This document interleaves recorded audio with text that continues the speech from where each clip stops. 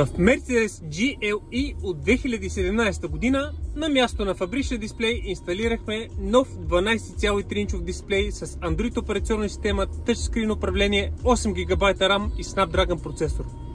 В момента сме в режим картина в картината, като вляво виждаме информация от навигационен софтуер Waze, отдясно виждаме видеоинформация от YouTube.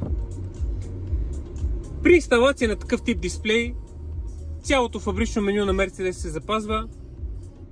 Имаме достъп до виртуален километраж.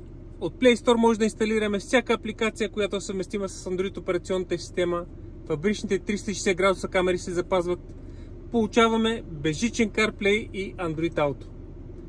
Разполагаме също с музикален плеер, видеоплеер, 3 навигационни софтуера Google Maps, iGo Offline навигация и Waze. За запитване за вашия автомобил може да се свържете с нас на имейл office@aval-bg.com или да посетите нашия онлайн магазин aval-bg.com.